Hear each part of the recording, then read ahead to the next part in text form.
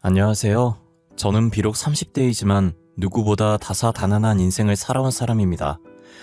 어렸을 때 부모님 사랑 한번 받아보지 못하고 컸던 제가 남편을 만나고 결혼까지 실패한 사연을 들려드리고자 해요. 지금은 우연한 기회로 부모님을 두 분 다 찾았긴 했지만 썩 기분은 좋지 않네요. 좋은 부모님은 아니셨거든요. 어릴 때 제 기억으로는 항상 부모님은 싸우고 계셨어요. 아빠는 형사셨는데 매일같이 다치고 들어오셨고, 엄마는 선생님이셨는데 그런 아빠의 직업을 정말 싫어하셨어요. 두 분이 그렇게 맞지 않았으면 결혼을 하면 안 됐었는데 중매쟁이를 통해 만나서 결혼까지 했다고 하더라고요. 집안에 사랑은 없었고 가정적인 부모님도 없었습니다. 툭 하면 아빠는 일주일 넘게 집을 들어오지 않았고, 잠복근무는 밥 먹듯이 하셔서 저는 항상 엄마랑 밥을 먹었어요.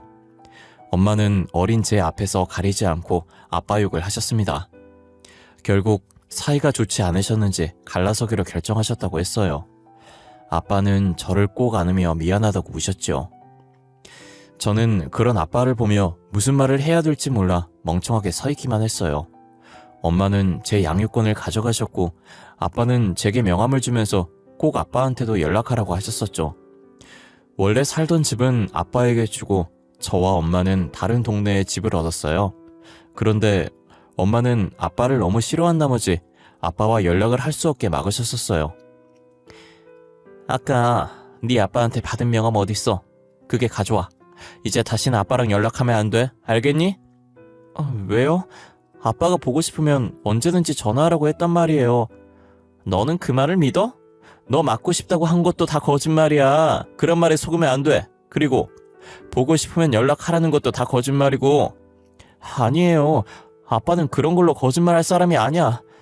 이때까지 아빠는 다 거짓말했잖아. 어린이날 같이 놀이공원 가준다고 해놓고 안 갔지. 네 생일날 케이크랑 선물 사들고 오기로 했는데 안 왔잖아. 그건 거짓말 아니고 뭐야? 고작 초등학교 2학년인 제가 엄마와 아빠 중에 누가 거짓말하고 있는지 구분하기엔 너무 어렸어요. 그래서 엄마가 한 거짓말에 저는 속아 넘어갔죠. 아빠가 진짜 저를 보고 싶어 했으면 학교를 찾아오든 집으로 찾아오든 할 거라고 생각했어요. 하지만 한 번도 아빠로 보이는 사람은 본 적이 없었습니다. 엄마와의 이혼 후 한 번도 보지 못한 아빠의 모습은 제 머릿속에 지워졌어요. 제일 먼저 목소리가 지워졌고, 모습이 지워졌고, 얼굴도 지워졌죠. 그래도 아빠에 대해서 지워지지 않는 것은 이름이었습니다. 엄마한테 빼앗긴 아빠의 명함에서 이름을 잊지 않기 위해서 속으로 계속 되뇌었거든요. 엄마의 직업은 초등학교 교사였지만 아이를 별로 좋아하지 않는지 저를 방치했었어요. 학교에서 자기 반 학생들에게도 그렇게 행동을 했는지, 아니면 제가 아빠를 닮아서 저한테 정을 주지 않은 건지 모르겠습니다. 아마도 후자였던 것 같아요. 저는 아빠의 이목구비와 식성까지 닮았거든요. 차라리 이렇게 방치하고 학대를 할 거였다면 아빠한테서 빼앗아 오지 말던가요. 엄마, 배고파요. 밥 차려주세요. 넌 나만 보면 밥밖에 생각 안 나? 내가 너 밥 차려주는 기계야? 나이가 몇 살인데 아직도 밥을 못 차려. 죄송해요. 제가 알아서 차려 먹을게요. 앞으로 차려달란 말 안 할게요. 어디서 어른을 간보고 있는 거야? 이런 여우 같은 게. 냉장고에서 김치 꺼내서 물에다가 말아먹던가 알아서 해. 아직 중학생도 안 된 저한테 스스로 밥을 차려 먹으라고 했고, 그 나이에 제가 할 수 있는 건 물에 밥 말아서 김치를 얹어 먹는 것 뿐이었습니다.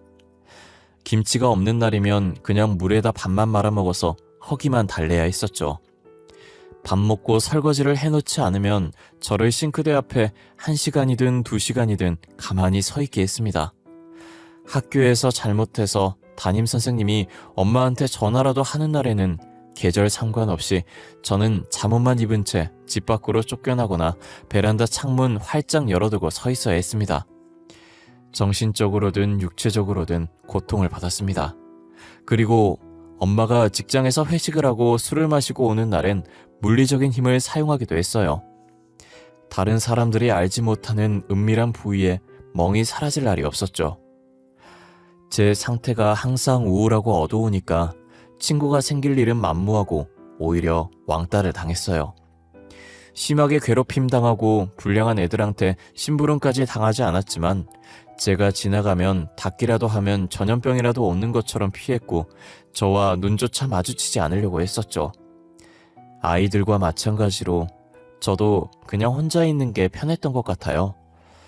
혼자 있는 시간이 기니까 할 수 있는 거라곤 공부밖에 없었습니다. 그냥 혼자서 묵묵히 앞자리에 앉아서 선생님 말에 집중하고 교과서도 꼼꼼히 읽어보고 모르겠으면 교무실 가서 선생님한테 질문을 했죠. 그러면 선생님들은 제가 기특했는지 조금 오래된 문제지라도 주면서 참고하라고 지금처럼 모르는 거 있으면 물어보러 오라고 하셨어요. 덕분에 저는 중학교 성적은 상위권이고 제가 가고 싶은 기숙사 고등학교로 입학할 수 있었어요. 너 이제 기숙사 학교 들어가면 오더라도 며칠 전에 연락하고 내가 오라고 하면 와, 어? 그전엔 올 생각도 하지 마. 엄마 왜요? 무슨 일이라도 있는 거예요? 뭘 물어? 그냥 오지 말라면 오지 마. 내가 일일이 그런 것까지 너한테 보고하면서 살아야 하니? 그런 건 아니지만 주말이나 명절엔 학교에서 밥도 안 나올 거라서. 내가 기숙사비랑 용돈 다 같이 보내주잖아. 그리고 내가 평생 오지 말랬니? 그럼 이유라도 알려주시면 안 돼요? 이제 이 집에서 애인이랑 같이 살 거야. 내가 애 엄마라는 걸 알긴 하지만 실제로 보는 거랑 말만 듣는 거랑 느낌이 다르잖아. 어렸을 땐 몰랐지만 어느 정도 크고 나니 엄마가 아빠랑 헤어지고 나서 다른 사람이 있는 것 같다고 생각은 했지만 기숙사 학교를 가자마자 살겠다고 할 줄은 몰랐어요. 결국 엄마도 저를 버리고 엄마의 인생을 살아가려고 하더군요. 엄마 말대로 저는 극도로 집에 가겠다는 연락을 하지 않았어요. 그래도 제가 연락이 없다면 한 번쯤은 엄마한테서 얼굴 비추라는 연락이 올 줄 알았습니다. 제 희망이었지만요. 졸업을 6개월 정도 앞두고 있을 때였어요. 3년 동안 10손가락으로 셀 수 있을 정도로 연락 없던 엄마한테서 먼저 왔어요. 몇 달 후면 너도 이제 성인이잖아. 그치? 성인이면 아르바이트도 할 수 있을 거고 너도 혼자 살아봐야지. 엄마, 저 지금까지도 혼자 살았어요. 넌 어렸을 때나 컸을 때가 말 대꾸 하는 건 정말 안 변한다. 여튼 이제 나는 너한테 해줄 만큼 해줬으니까 알아서 살라고. 엄마, 저 지낼 곳은 있어야 하잖아요. 집이 없으면 노숙이라도 하라고 하는 거랑 똑같은 거예요. 너 졸업에 맞춰서 보증금까지는 통장으로 보내줄게. 그 이유는 진짜 네가 알아서 해. 이게 네 엄마로서 마지막 정이야. 엄마 할 말만 하고 전화는 끊어졌어요. 이렇게 될 줄은 알았지만 졸업 후 한 번이라도 집으로 와서 얼굴 보고 얘기하자고 할 줄 알았는데 그것도 아니었네요. 제가 너무 엄마한테 크나큰 기대를 했나 봐요. 어렸을 때 그렇게 당해놓고 엄마가 무슨 좋은 추억이라도 있다고 그러는지 모르겠어요. 저는 졸업식과 동시에 엄마가 준 보증금 700만 원으로 입학할 학교 주변 동네에 원룸을 구했고 집 주변에서 아르바이트를 3군데를 동시에 하며 열심히 벌었습니다. 하루하루 힘겹게 열심히 살아가는 저를 보며 카페 사장님이 궁상 맞아 보였는지 소개팅 한번 해보라고 하셨어요. 처음엔 제가 지금 그럴 처지가 못 되니 싫다고 말했는데 사장님은 딱 한 번만 만나보라며 부탁하더라고요. 아이 수정씨, 그렇게 아등바등 살아서 뭐해. 20살 초반인데 연애도 하고 놀러도 다니고 그래야지. 아니에요. 저는 지금 생활도 바빠서 남자 만날 시간도 없어요, 사장님. 소개는 안 받을게요. 아니, 그러지 말고 한번 만나서 밥이라도 먹어봐. 혹시 또 알아? 내 덕분에 수정씨 인생 활짝 필 수도 있잖아. 정말 괜찮아요. 지금 학교 다니고 아르바이트 한다고 만날 시간도 없어서 그래요, 사장님. 진짜 좋아하는 사람 생기면 알아서 시간도 생길 거야. 내 친구라서 나이는 좀 많은데 돈도 잘 벌고 생긴 것도 나이 들어보지 않아. 정말 시간도 없고 생각도 없어요. 죄송해요. 수정씨가 만날 생각이 있다고 하면 하루 아르바이트 빼줄게. 돈은 그대로 쳐줄 거니까 걱정하지 말고. 계속 거절을 해도 사장님은 끈질기게 만나보라고 부추겼어요. 어른이 권유하는데 계속 거절하는 것도 예의가 아니라고 생각해서 딱 한 번만 만나보겠다고 했습니다. 소개팅 하는 날 만나기로 한 카페에서 책을 펼치고 공부를 하면서 남자를 기다렸습니다. 그러더니 어떤 한 남자가 다가와서 테이블 앞에 멈춰섰어요. 발에서 위로 시선을 올리니 사장님 말처럼 동안처럼 보였어요. 안녕하세요. 박수정 씨 맞으시죠? 저 오늘 만나기로 한 최동현이라고 합니다. 반갑습니다. 네, 안녕하세요. 박수정이라고 합니다. 반갑습니다. 오늘 평일이신데 직장은 안 나가셔도 되나요? 펀드 회사에서 매니저로 일하고 있는데 거의 프리랜서처럼 일하고 있어요. 오늘도 외부 미팅이 있다고 하고 나온 거예요. 수정 씨 수업 받고 바로 오는 거 아니에요? 배고프죠? 우리 밥 먹으러 가요. 간단하게 커피만 마시고 대화 조금 하다가 헤어지려고 했는데 예상치 못하게 같이 밥까지 먹게 되었어요. 그것도 아주 비싼 양식당에서요. 부담 갖지 마시고 드시고 싶은 거 드세요. 여기 오일 파스타랑 로제 파스타 잘하거든요. 양고기 스테이크도 잘하는데 양고기 드실래요? 예, 편식은 안 해서 괜찮아요. 여기 처음 와서 추천하는 거 먹을게요, 그냥. 남자는 꽤 자상하고 친절한 사람이었어요. 스테이크가 나오자 접시도 앞쪽으로 옮겨주고 저를 먼저 생각해주는 사람이었죠. 누구한테도 받아본 적 없는 친절이었습니다. 첫 만남에 차를 가지고 집까지 데려다줬고 차 탈 때도 조수석 문을 손수 열어주며 친절을 베풀더군요. 나이 차이가 많이 났던 게 마음에 걸렸지만 공주님이 된 기분에 점점 그 남자를 사랑하게 되었습니다. 저의 긍정적인 대답으로 저희 둘은 사귀게 되었습니다. 제가 아직 학생이라서 데이트 비용은 다 남자친구가 냈어요.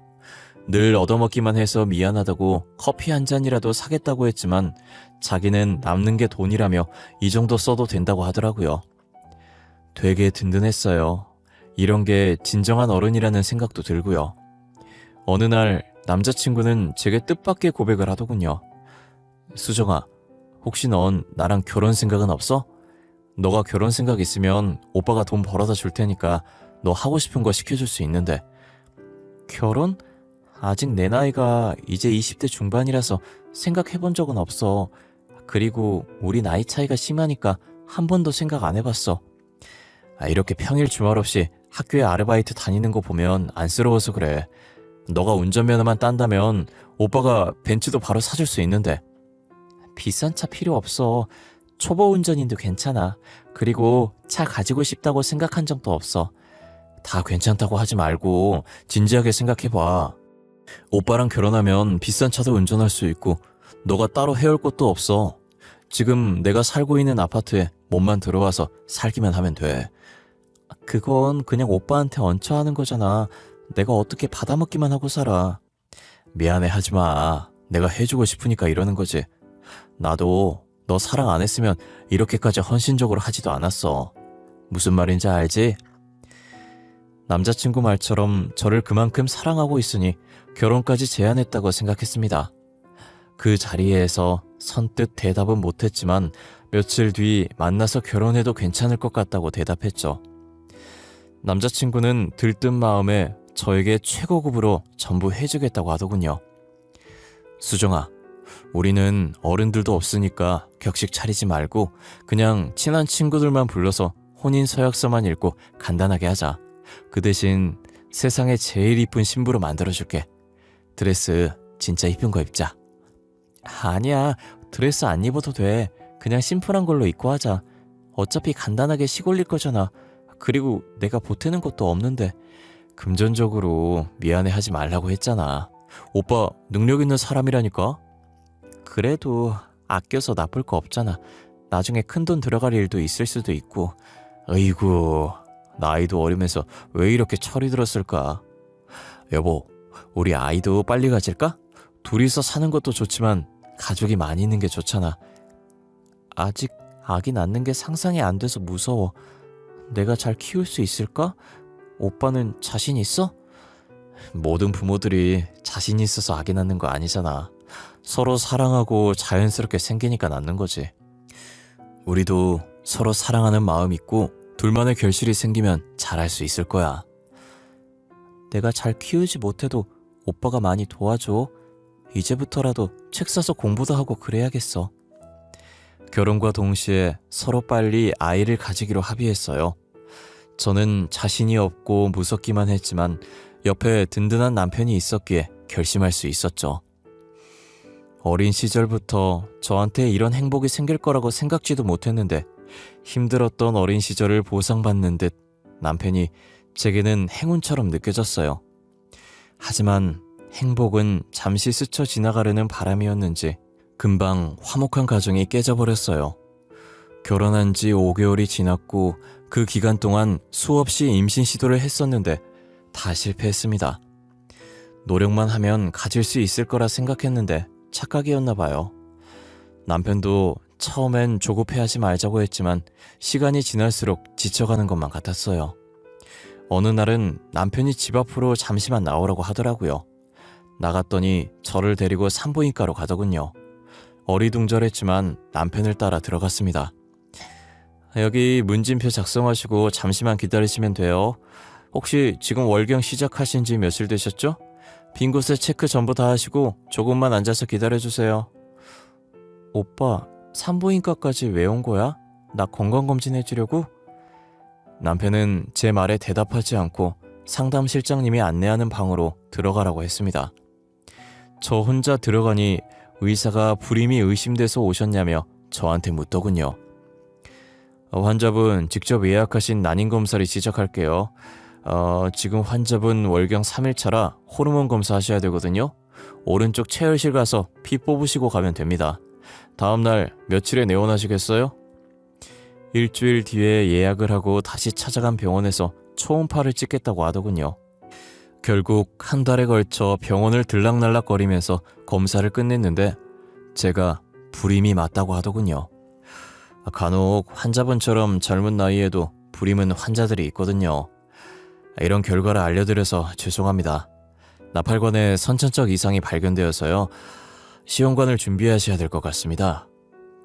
결과를 듣고 저는 당황스럽고 놀랄 수밖에 없었습니다. 아직 30대도 되지 않았는데 불임이라뇨. 결과가 잘못된 거라고 생각하고 싶었어요.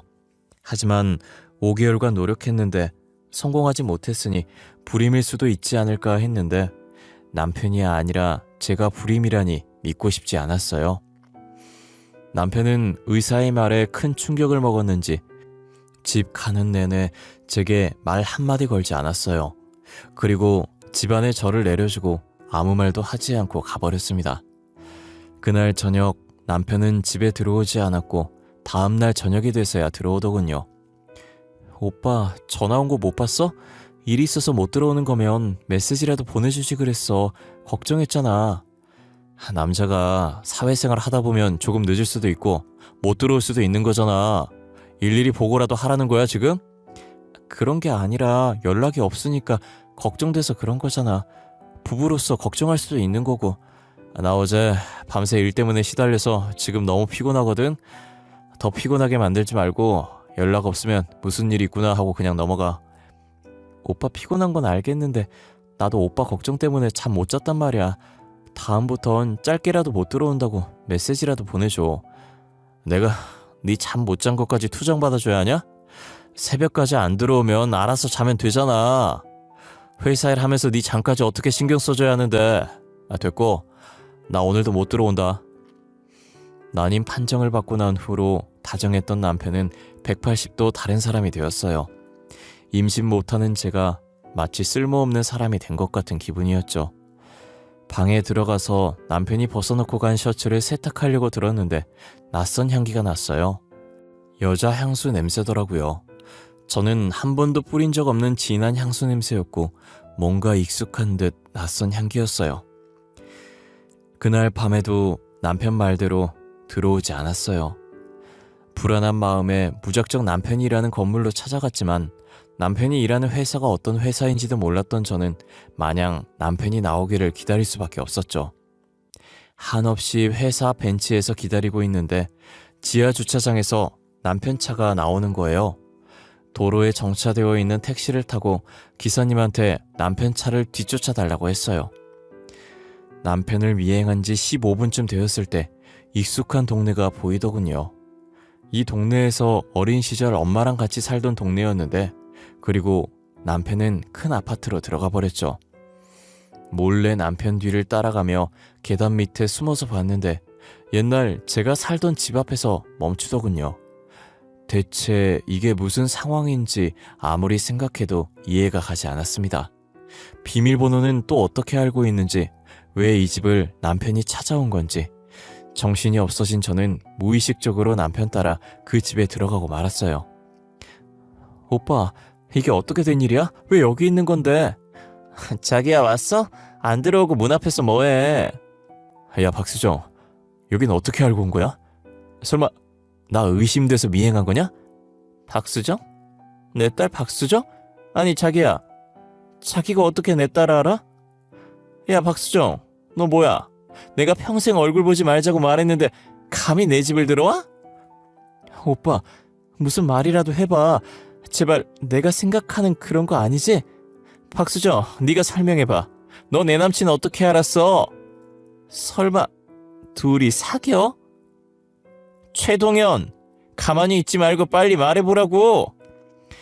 엄마, 저 사람 제 남편이에요. 5개월 전에 결혼했어요. 알고 지낸 지 1년 됐고요. 저도 지금 엄마 집에 왜 남편이 들어온지 모르겠는데요. 남편? 1년 전에 알았다고? 지금 나랑 장난해? 쟤 나랑 동거한 지 10년이나 됐다고. 너 기숙사 입학하고 나서부터 같이 살았다고. 아, 짜증나게 하네 진짜. 야, 박수정, 이게 뭐하는 짓인데 소름 돋게 미행이나 하네? 이제 내 사생활까지 넘보겠다 이거냐? 빨리 집에 가라고. 가긴 어딜 가. 너 설마 내 남친 꼬셔냈니? 그런 거야?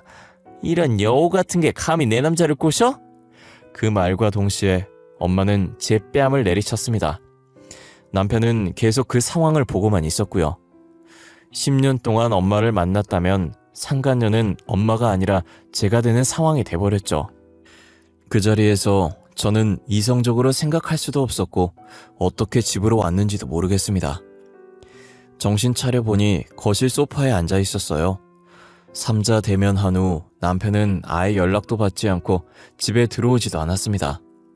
남편과 연락 두절되었고 저는 하루하루 멍하니 집안에만 틀어박혀 있었습니다. 진짜 저를 사랑한다고 생각했던 상대에게 배신을 당해버린 충격은 쉽게 사라지지 않았어요. 제가 상간녀가 되었다는 충격에서 빠져나오지 못하고 며칠 뒤 경찰서에서 연락이 왔습니다. 안녕하세요. 서울 띵띵경찰서입니다. 최동현 씨가 남편 맞죠? 현재 최동현 씨가 수배 중입니다. 가족관계 확인서를 보니 박수정 씨가 아내로 되어 있어서 연락드렸습니다. 네? 남편이 무슨 잘못을 했나요? 잘못 알고 계신 거 아닌가요? 남편은 번듯한 직장에서 일하고 있어요. 사고 칠 사람이 아닌데요. 참고인 신분으로 조사를 받으셔야 해서 내일 오후 3시까지 저희서로 출석해 주십시오. 담당 형사는 강력 2팀 박수영 형사입니다. 전화를 받고 정신없이 준비하고 경찰서로 갔고 안내받은 대로 담당 형사를 찾아갔습니다. 형사의 이름을 처음 들었을 땐 남편의 사기 소식에 놀라서 신경을 쓰지 못했는데 경찰서에 도착해서 책상 앞 이름표를 보고 나서 멈칫했습니다. 자리를 비웠던 형사는 저를 발견하고 자리에 앉으라 했고 조사를 시작했습니다. 지금부터 조사 시작하겠습니다. 본인은 이제 참고인 신분이며 이 조사의 취지는 참고인이 범인과 사기를 동조했는지 판가름하기 위해서입니다. 참고인, 이름과 나이는 어떻게 됩니까? 박수정입니다. 나이는 올해 26살이고요. 저 그런데 혹시 형사님 따님 이름이 어떻게 되나요? 형사의 딸 이름을 묻는 저를 보고 이상하게 쳐다보더라고요. 저는 간절한 눈빛으로 형사를 바라봤습니다. 너무 어릴 때 헤어진 아빠라 얼굴도 기억나지 않아서 혹시나 싶은 마음으로 물었거든요. 제가 딸이 있는 건 어떻게 알았죠? 그러고 보니 제 딸 이름도 박수정이네요. 오래전부터 연락이 끊겨서 제 딸도 참고인과 같은 나이네요. 형사님, 혹시 저희 아빠 아니세요? 저희 엄마 띵띵 초등학교 교사고 두 분 다 10년 전에 이혼하셨었는데 그걸 어떻게... 진짜 수정이 내 딸 맞아? 아빠가 그렇게 보고 싶어 했던 딸... 그동안 어떻게 지냈던 거야? 아빠가 진짜 보고 싶었어. 저도 아빠 보고 싶었어요. 진짜 보고 싶었어요, 아빠. 아빠와 저는 서로 부둥켜 안고 울면서 갑작스럽게 경찰서에서 부녀 상봉을 하게 됐습니다. 주위의 사람들이 다 쳐다봤지만 지금은 그렇게 중요하지 않았죠. 한참을 아는 채로 울다가 조금씩 진정이 되었고 아빠는 조사실 가서 마저 얘기하자고 했습니다. 수정아, 그동안 잘 지냈어? 어렸을 때 헤어져서 살이 빠진 건지 모르겠지만 왜 이렇게 말랐어? 밥은 챙겨 먹고 다녀? 건강은 어때? 잘 지냈었어요. 건강하고요. 아빠는요? 잘 지내셨어요? 죄송해요. 저는 어렸을 때라 아빠가 기억이 안 나요. 수정아, 어쩌다가 저런 놈한테 시집을 간 거야. 저놈은 사기 전과 10범인데 하도 도망을 잘 가서 수배까지 떨어졌어. 이때까지 저놈이랑 한 집에서 살았던 거야? 그 집 나와서 아빠랑 같이 살자, 응? 아빠 말대로 사기꾼 남편을 피하기 위해서 아빠 집으로 들어갔습니다. 같이 살지 않은 횟수가 10년이 되어서 서먹했습니다. 하지만 서로에게 적응하려고 정말 많이 노력했습니다. 그런데 아빠가 뜻밖의 말을 해주더군요. 그동안 왜 아빠 연락을 안 받은 거야? 아빠가 그렇게 미웠어? 네? 엄마 말로는 아빠가 절 싫어해서 엄마한테 버린 거라고 했어요. 그래서 아빠가 준 명함도 엄마가 버렸어요. 보고 싶으면 연락하라는 것도 거짓말이라고. 그런 걸 거짓말하는 부모가 어딨어? 엄마랑 이혼하고 나서 너한테 연락이라도 올까봐 명함에 있는 번호 그대로 쓰고 있었어. 아빠는 늘 거짓말만 하는 사람이라고 했었어요. 오히려 아빠가 절 버렸다고 해서. 어렸을 때 너한테 지킬 수 없는 약속한 건 맞지만 거짓말은 아니었어. 난 언제든 널 데리고 오려고 너희 엄마한테 연락했는데 너희 엄마는 한 번도 연락을 주지 않더구나. 엄마한테 연락하셨었어요? 저는 몰랐어요. 아빠와 같이 살게 되면서 제일 먼저 한 건 서로에 대한 오해를 푸는 일이었어요. 엄마는 10년이 넘도록 중간에서 거짓말을 해오셨어요. 아빠가 날 버렸다는 식으로 말이에요. 하지만 아빠는 제 연락을 기다리며 번호도 10년째 바꾸지 않으셨더라고요. 그렇게 아빠와 같이 산 지 지금은 2년이 다 되어가네요. 여러분께 제 사연을 제보해야겠다고 마음먹은 이유도 최근 있었던 일 때문인데요. 처음 보는 번호로 연락이 와서 받았는데 엄마였어요. 그때 전 남편 옆에서 뺨을 맞은 이유로 엄마와 첫 통화였어요. 그런데 엄마가 전화를 건 이유를 듣고 평생 죽을 때까지 엄마를 저주하고 싶었습니다. 수정이니? 엄마야, 지금 어디서 어떻게 지내고 있어? 지금 엄마가 자궁암 판정을 받아서 아파. 근데 간호할 사람이 없어서 연락했어. 네? 그런데요? 그게 저랑 무슨 상관인가요? 저한테 간호를 바라고 연락한 건가요, 설마? 당연히 네가 내 딸인데 딸로서 엄마가 아프면 간호해야지. 내가 이때까지 널 얼마나 아꼈는데. 자식된 도리로 엄마 병원비 정도는 보태줄 수 있잖아? 딸보다 중요한 남편이었잖아요. 최동현 씨 말이에요. 비록 혼인신고 없이 동거만 했다고 해도 10년이면 사실혼이에요. 그 자식 사기꾼이었어. 교도소 들어가서 징역 살고 있다고. 네가 엄마 난자 뺏어서 결혼했으니까 속죄하는 셈치고 간호랑 병원비 내주면 되겠네. 엄마, 양심 없으세요? 저 어렸을 때 혼자 컸어요. 저 엄마한테 학대도 당했잖아요.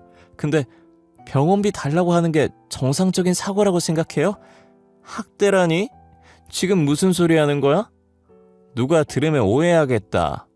수정아, 그러지 말고 지금 어디 있는지 말해주면 엄마가 갈게. 얼굴 보면서 얘기하자. 아니요, 엄마는 남자한테 미쳐서 어린 딸도 나 몰라라 했잖아요. 당신은 부모 자격 없어요. 저한테 자식돌이 바라지 마시라고요. 저를 한 번도 자식이라고 생각해 본 적 없는 엄마가 저한테 자식된 도리로 도와달라고 말하더군요. 그 뻔뻔함에 정말 치가 떨렸습니다. 어떻게 저한테 간호를 부탁한다는 말을 저리도 쉽게 내뱉는지. 제가 힘들 때 한 번도 도와주지 않았으면서 자기가 힘들어지니 연락할 사람이 저밖에 없었나 봅니다. 제가 최근 겪은 일 때문에 정신적으로 너무 불안해져서 정신과에서 약을 처방받고 있어요. 아빠가 너무 잘해주셔서 빨리 괜찮아질 것 같아요. 엄마와 마지막 전화통화가 트라우마처럼 계속 맴도는데 언젠간 제 머릿속에서 사라지겠죠? 제 우울한 이야기 들어주셔서 감사합니다. 일교차가 큰 환절기인데 감기 안 걸리게 조심하시고 제 사연 들으신 여러분들 다 좋은 일만 가득했으면 좋겠습니다. 감사합니다. 좋은 하루 보내세요.